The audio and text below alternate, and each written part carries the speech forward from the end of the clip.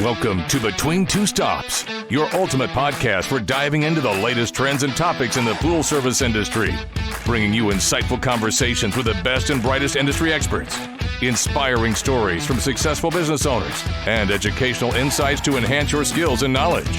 Buckle up. Between Two Stops by Skimmer starts now. Welcome to Between Two Stops. I'm your hostess, Niki Acosta, and I'm really excited about our guest today. We have Todd Gustafson from Cool Pool People out of Frisco, Texas. I had the pleasure of meeting Todd and his team on a day where they were celebrating a pretty cool milestone. I think I was there in November and you had 925 pools.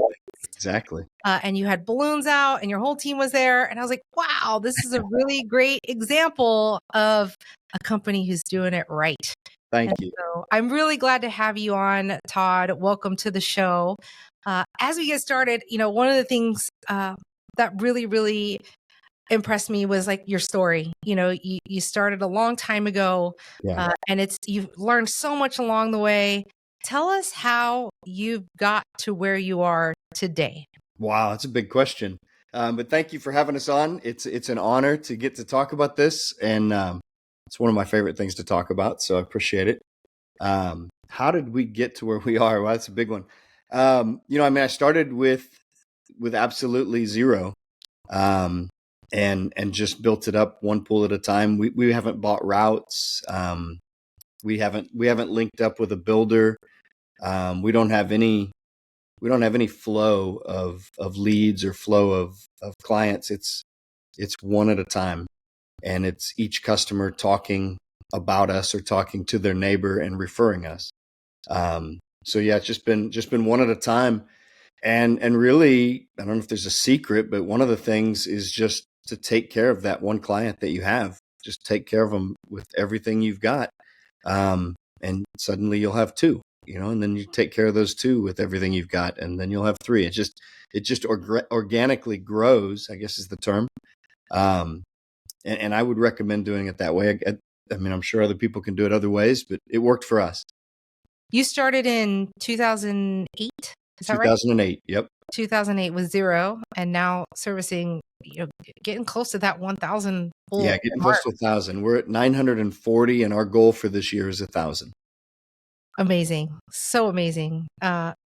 When we went to visit your office that day, I remember you standing outside and, talking about, and you got a little passionate about it. Like, you got a little choked up, but we were touring your office, where you store, your chemicals and have your team meetings. And one of the things that really kind of inspired me was you talking about the day that the sign went up on your building, right? And how absolutely terrified you were. It was. It's hard for me to even think back, and that's like 3 or 4 years ago. It's not that long ago, but it really was. It was. I don't know how to describe it. It's like you wish you were bigger. You wish you were making more money. You wish you had a bigger company, whatever. But that sign, for some reason, just made it real, and it seemed more than I should have. It's just a little metal. It's not a big metal sign, but it just looked really professional, really big, and it was like really real. And that warehouse, when we walked around there, just seemed way more space than we needed. Now we look at it and it looks tiny. In fact, we're starting to lease on a second identical one, so we're doubling that. And I really, it looked like this is more space than we'll need in the rest of my life. So those moments of reality have been huge. And I guess just advice, or maybe not advice, just telling the story of what we did. I don't know how or why, but I didn't have any doubt. I still look back. I don't know why I didn't have any doubt, but there was no doubt we were going to grow exactly to what I wanted to grow to. And I was without cash. I started at zero, right? And then I've got one client, then I have two clients. It's probably not conventional, but I wasn't paying bills, and people were getting upset, and I would talk to them on the phone and say, eventually I'll pay you. And I paid everybody. But it was a rough way. Usually people say, store up a bunch of cash and then get going. And I kept thinking, well, if I could store up cash, then I would just stay where I'm at. So I jumped out with completely zero. I even took on clients for free because I needed experience. So I worked really, really hard for people for $0. And one lesson I learned there was you always hear about it, time and money. It's two things, time and money. And a lot of times I just consider money. And for that example is, hey, I'll clean your pool for free. Okay. 2 years later, I'm still cleaning his pool for free. And it's like, I never put a timeline on it. So then I was like, hey, could you at least pay me for the chemicals? And he's like, nah, I think I'll just do it myself. So I thought I was building something big there, right? So anytime I do give somebody a deal like that, it's always time and money. Like, we're going to do this, but it'll last 3 months, or we'll do this and it lasts 1 month, or whatever. So there's one lesson. But I got a lot out of that. I mean, I got a lot of experience that I wouldn't have had I not have been cleaning that person's pool. I did that for 3 people, I believe. And then the next lesson was just, I took everything in the beginning, any client that would come to me. And I think that's a good thing. You learn a lot. You learn a lot by walking through the weeds, literally, getting bit by mosquitoes, tree sap on your hands, all those things that I told you when you came to visit. You learn how to get through that. You learn how to deal with that, and you learn you don't want to deal with it. And then it makes you, when you say no to someone, like, I don't want this pool, and here's the reasons why. And it's not just because I'm just being willy-nilly, and I've done it. I've taken care of pools like this. Not interested. Somebody else might be. I'm just not interested. So it helped me define what I want to do. And for me, geography was a big, big part of it. We're in an enormous metroplex. This could be different if you're in a smaller town, but we're in this enormous metroplex. And most of our competitors have a pretty defined area. In other words, we're in Dallas, so there's Dallas and Fort Worth. Most pool cleaners that take care of Dallas don't go to Fort Worth. So that's kind of defined.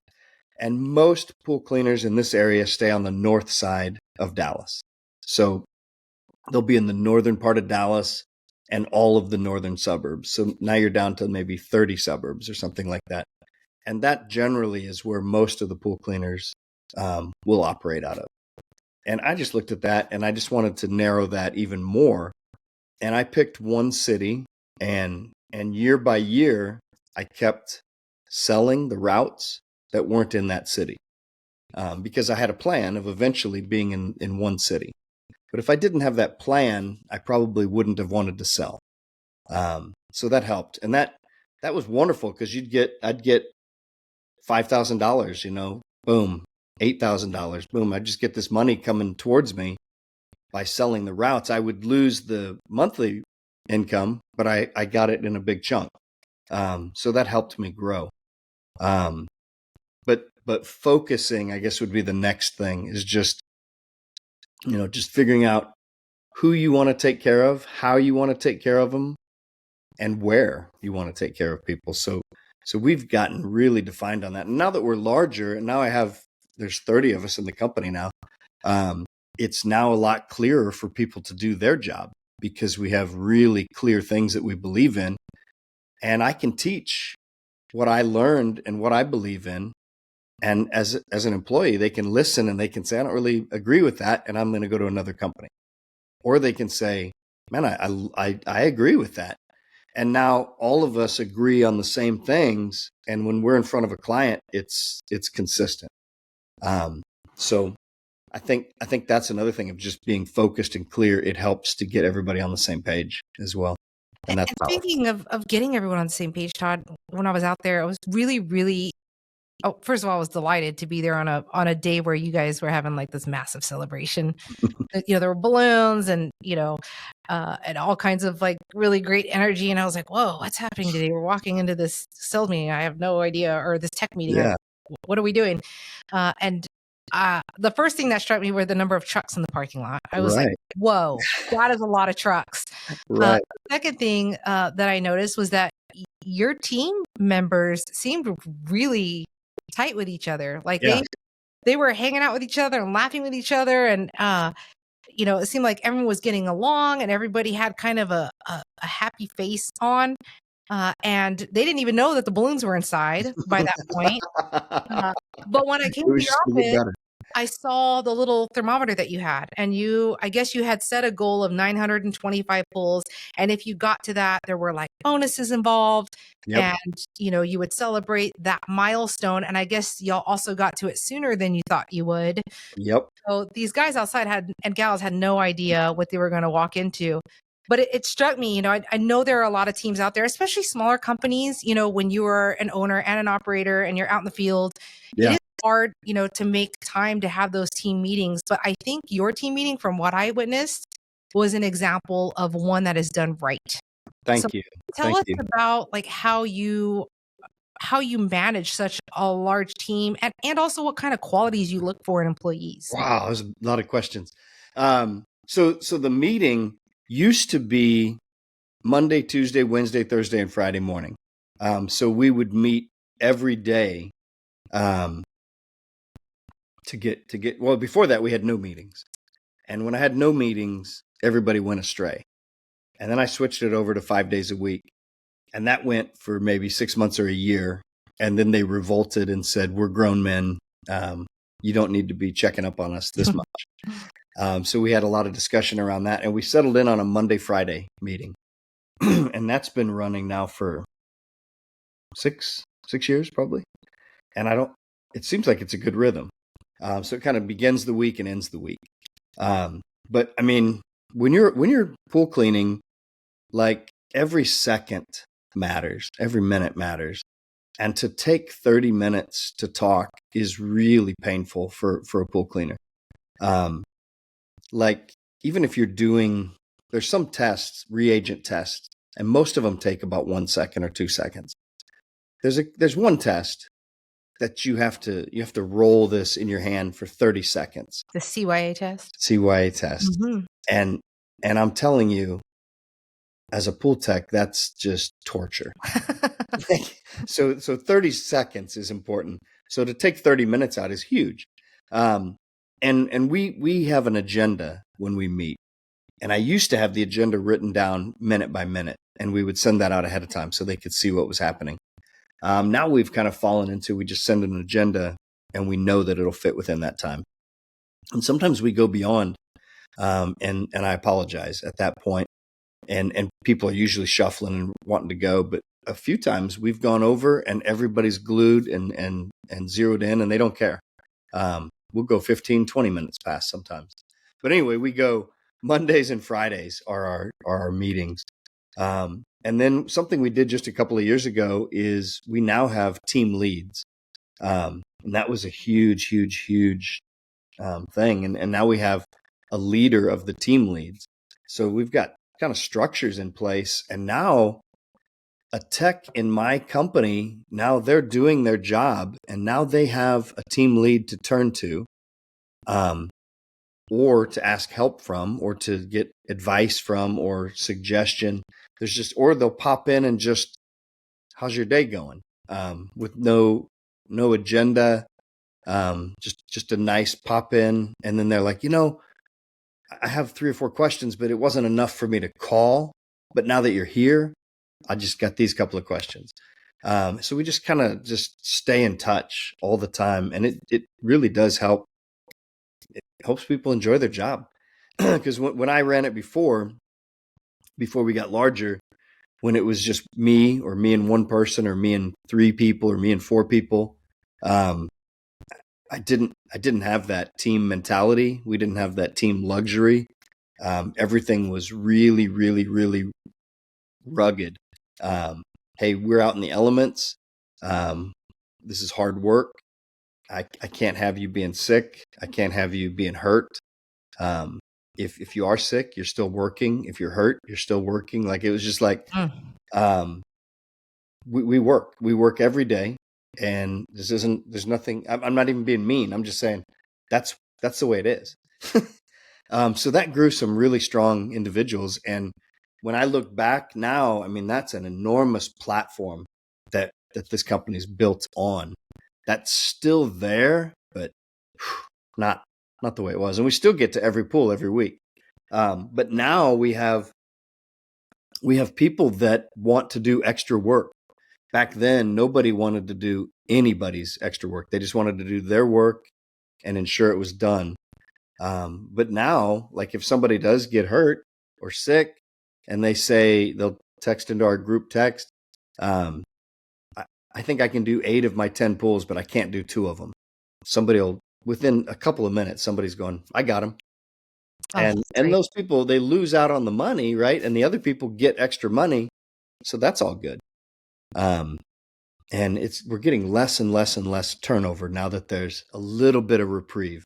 We've worked out, I could talk for hours. We've worked all sorts of, now people can take vacation, and we couldn't do that before ever. We actually have 2 weeks of paid vacation that are scheduled. So that's not up to the person to decide, but we take the whole week of Thanksgiving off, and we take the whole week of Christmas off. That allows everybody to go see their family if they have to travel. And that person comes back really refreshed, really recharged. And what our clients get for the next 50 weeks is powerful. Whereas our competitors that might be working all 52 weeks, they get, in my opinion, based on customers telling me, they get a lot less intensity and a lot less accuracy and the work is less. We work 2 less weeks and we do a lot more. So anyway, just a lot of things. Yeah. And to that point, I do think, burnout is a pretty real thing in this industry, especially when you're on the elements. Yeah. You've got, you're dealing with weather and you're, moving water around. Like it is a very physical job. Definitely. And it's great that you're at a place now where people can take, days off and you have folks that will cover them. In terms of employees, when you're looking to hire, you've been at this for a very, very long time, and you managed to rally up, 30 people, and have pretty good retention. What have you learned in the process of hiring? What are the qualities that you're looking for? Well, I mean, I just talked to a waiter about this just this week. It's a wonderful coffee shop, cool atmosphere. And they were in business in 2020, and there were some cool things that happened there. But we were talking about employees, and he said, we hired this one guy that came in here with a lot of formal dining experience, and he was trying to teach my whole team that we have to do things more formal and set this here, and you should always do this and set this. And they finally said, that's all great, but that's not what we do. We're a casual place. We want things casual. So it's not really a matter of what's right and what's wrong. It's what do you want? And what we want is somebody happy. So in the interview, we're looking for somebody happy. I don't want people coming in and I have to motivate them every day. I don't want people that are dragging. Now I could be wrong on that or whatever, but there's some people that are pretty focused and determined and get a lot of work done. We just have a reputation of being like cool pool people. So it's just a little more fun. And our clients like that. We like that. We attract fun clients. We attract fun employees. It's just, so we have fun atmosphere. We do things that are fun, happy. So it's like kind of a theme that we want, and we produce it and we back it up and we attract it. And that's one thing. The other thing is just, like when somebody's in their backyard or when you're in your house and you look out at who's in the backyard, I want our client to feel comfortable to walk out and say hello, and want to come out and say hello.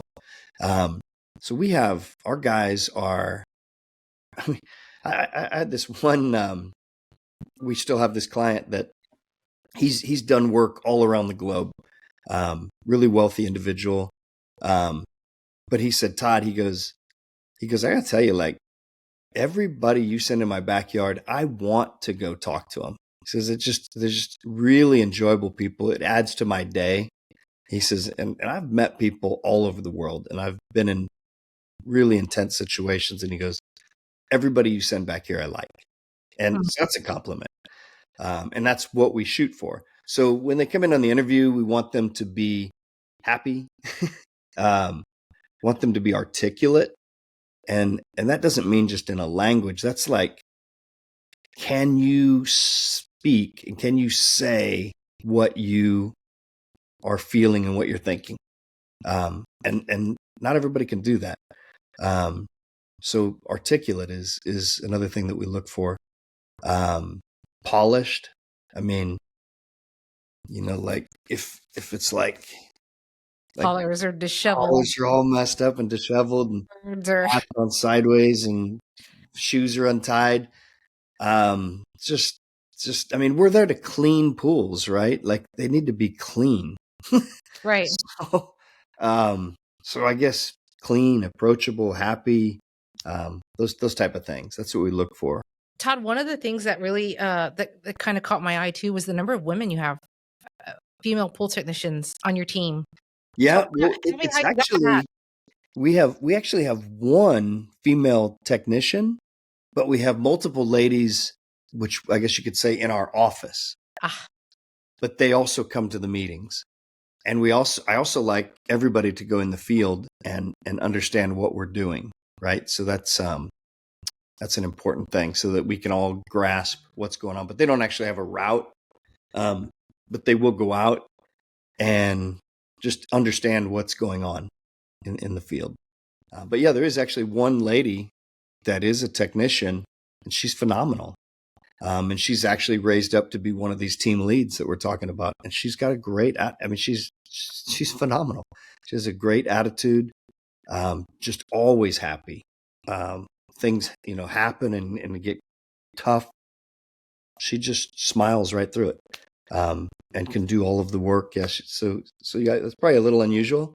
But yeah, it's a great thing because I'll tell you probably before hiring ladies, it's probably when we were just all strong, determined, no teamwork.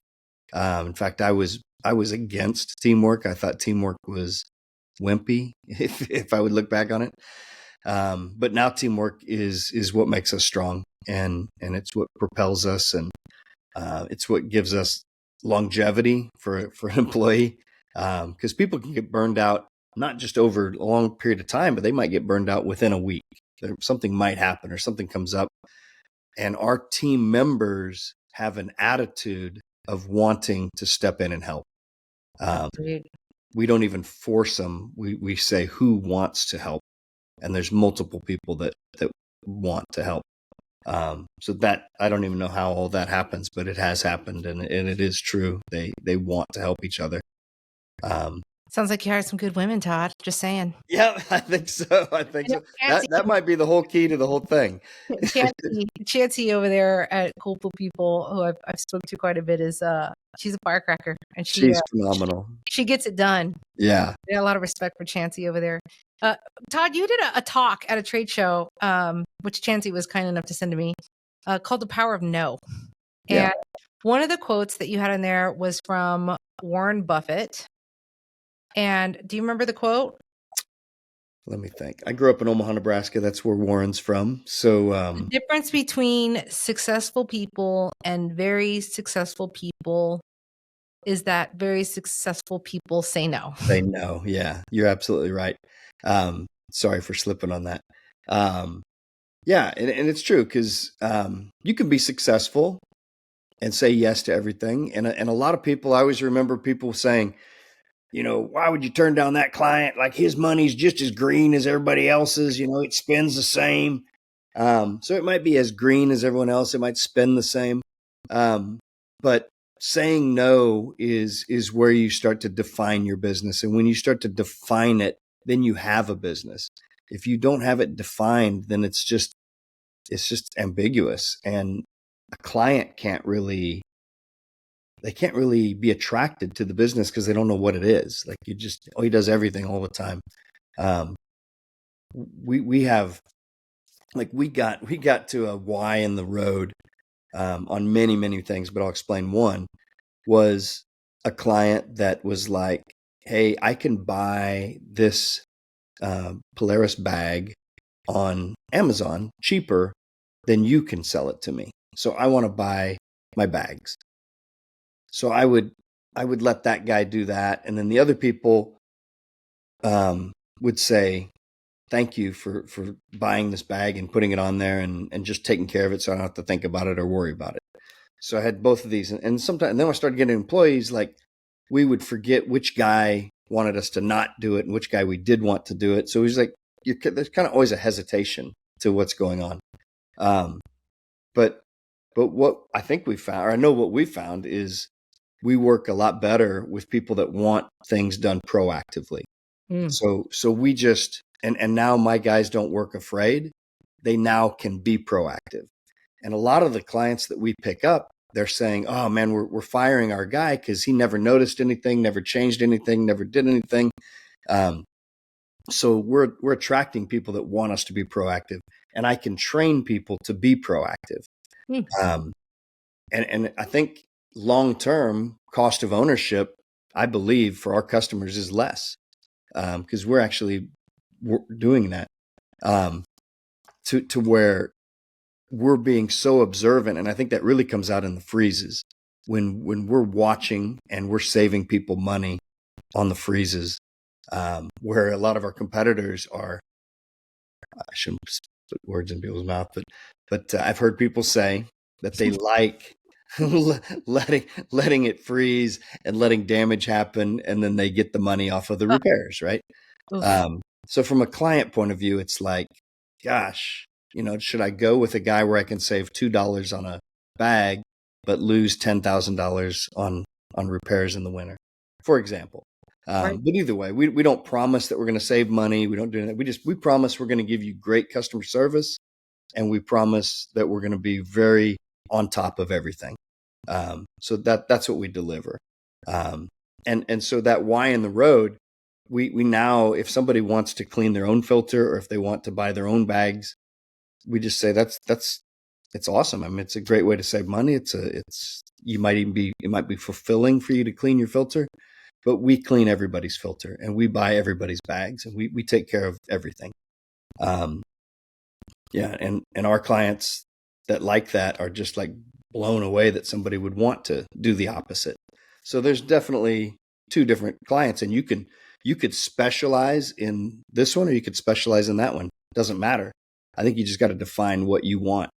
And that made our life so much clearer, because now we could start layering things on top of that to just take care of this one type of client. Whereas when we had both, we couldn't really layer service on top of that. It was just like you're constantly kind of worried, what should we do? What shouldn't we do? Yeah, I think, look, when you have the opportunity to educate your customers, like, first of all, that's great, because then you are seen as the expert, right? That's true. That's part of what you're delivering when you're providing full service is expertise. And I've met, and you, I'm sure, have met the people that are like, no, I don't tell them anything. If I tell them stuff, they're going to do it on their own. Like, in the long run, like, great. There may be people who want to do that. And if you want to do that, great. But I do think that that some of the really successful folks that I've talked to have been really good at defining, what their service entails and why they do it that way. Yeah. And have had good results. And they have said no. I know a lot of pros who they treat that first visit as an interview that goes both ways. Like, they're interviewing the customer. Yeah. They're looking at the trees in the yard. They're looking at the equipment on site and going, okay, is this something realistically that I want to take on? Right. Because if you say no, then you leave a space open for the right kind of customer for your business, right? Yeah. Those challenging pools were, I loved them in the beginning. It sharpened my skills. I had a lot of extra time, so I could devote to that. But I mean, after a while, it's like I get paid the same for this and this. Which one do I want to do?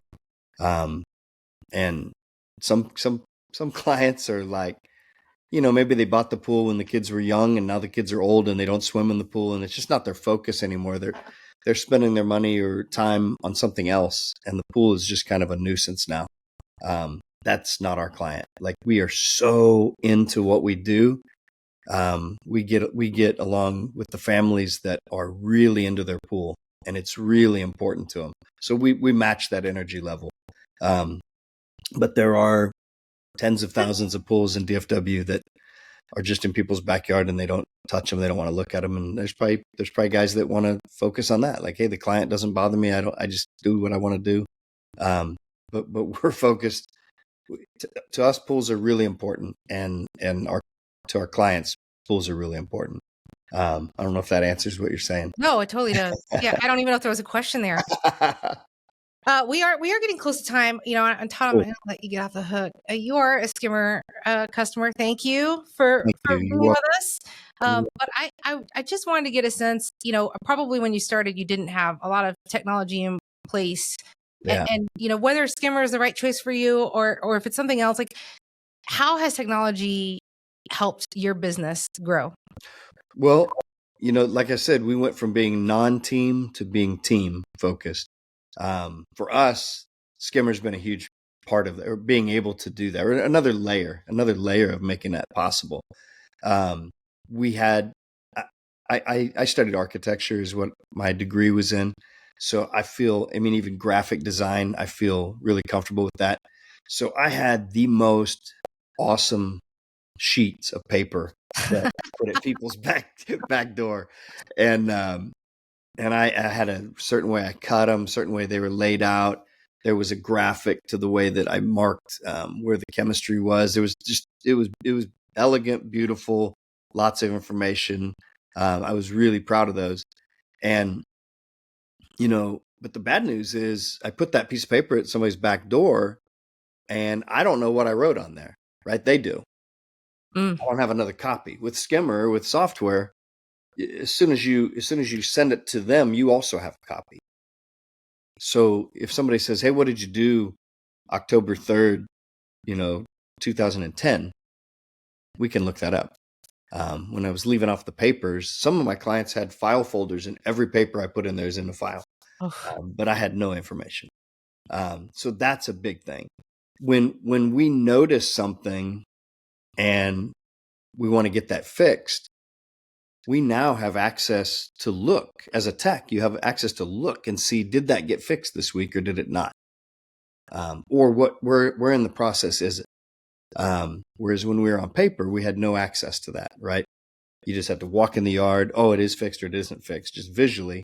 And then if the client says, hey, what's going on? Why isn't that fixed? I don't know. But now we know. So as a team, we're much more informed, and that looks a lot better in front of our clients. So that's a big part of Skimmer. We had another software before Skimmer, and it was just kind of old-fashioned technology, and it was good. It was a move up from paper for sure. But Skimmer's just elegant, quick. I think it's quick. I mean, sometimes there's times where in certain neighborhoods here, there's bad connection, so it's slow there. But it's elegant and quick and intuitive. The map, I love, you can tap that map and just see where everything's at. You can see where your day's at. You can push another button and reorganize so that it is more efficient route. Yeah. So there's a lot of power built into Skimmer, and that's not just because you got me on here. It's absolutely true. Thanks for that, Todd. Appreciate you. Well, look, Todd, we're rooting for you. I know you have a pretty ambitious goal. I think you said a long time ago, for some reason, like 1,600 pools is your goal. Yeah. Yeah. And y'all are well on your way. You were ahead of the mark when we visited you in November. And you have even more pools now than you did in November, which is always a good sign. 940 now. 940 pools. Well, I hope to speak to you again in the future, Todd. I want to thank you so much for taking the time to join us on Between Two Stops today. And yeah, check out Cool Pool People's, check out their social media. Yeah. Y'all do these awesome, like, pool tip. Yeah, once a week we put out a pool tip. And that goes to the general public, right? A lot of our clients get to read them, and a lot of people that are not clients get to read them, and a lot of people in Argentina and Japan and wherever get to read these. And people share them, which is so cool. Love them. Yeah, people love them, and they'll share them.